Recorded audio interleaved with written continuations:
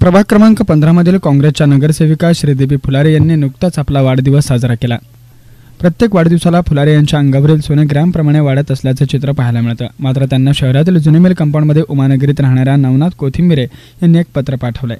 या पत्रामध्ये त्यांनी वाढदिवसाच्या शुभेच्छा तर दिल्यात, मात्र मागील काही दिवसात त्यांचे धडाडीचे काम तसेच नागरिकांसाठी महापालिकेत त्यांची धडपड पाहता श्रीदेवीताई आता तुम्ही आमदार झाले पाहिजे अशी अपेक्षा व्यक्त केली। तुमच्या नगरसेविकेचे कामकाज पाहता तुमची आमदार पदाकडे वाटचाल सुरू असल्याचं पाहायला मिळतं, असं त्यांनी थेट पत्रामध्ये लिहिलंय।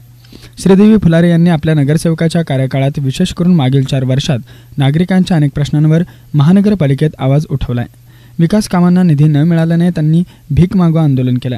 शहरातील मागासवर्गीय नगरसेवकांना अण्णाभाऊ साठे नागरी वस्ती सुधार योजनेचा निधी न मिळाल्याने त्यांनी बजेटची सभा थांबवली। पदाधिकाऱ्यांना तरीही जाग न आल्याने अखेर त्यांनी बूट पॉलिश आंदोलनही केलं। आपल्या प्रभागात विकास कामे करून घेण्यात त्यांचा मोठा हातभार आहे। डफरीन हॉस्पिटलचा प्रश्न त्यांनी उचलून धरला, तिथे प्रशासनाला सुविधा करण्यास भाग पाडले। विशेष करून सोलापूर शहरातील सर्वात मोठी मुस्लिम स्मशानभूमी असलेल्या मोदी कब्रस्तानमध्ये विविध कामे त्यांनी केली। स्मशानभूमीच्या परिसरात पाण्याची सोय, काँक्रीट रस्ते त्यांनी केलेत। आपल्या प्रभागातील स्वच्छतेकडे त्यांचं विशेष लक्ष असतं। त्याच प्रभागातील महापालिकेची बंद असलेली शाळा आता सुरू होण्याच्या मार्गावर आहे। कोरोना काळात पहिले महिनाभर पालकमंत्री दिलीप वळसे पाटील यांचे सोलापूरकडे दुर्लक्ष झाले, तेव्हा त्यांनी थेट शरद पवार आणि मुख्यमंत्री यांच्याकडे तक्रार करून पालकमंत्री बदलण्यास भाग पाडलं। महापालिकेत त्यांचे धडाडीचे आणि आक्रमक काम पाहता जिल्हा परिषदेच्या महिला सदस्यांमध्येही त्यांच्या नावाची चर्चा होऊ लागल्याचं चित्र पाहायला मिळालं। महापालिकेतील सत्ताधाऱ्यांना त्यांनी सळो की पळो करून सोडलंय।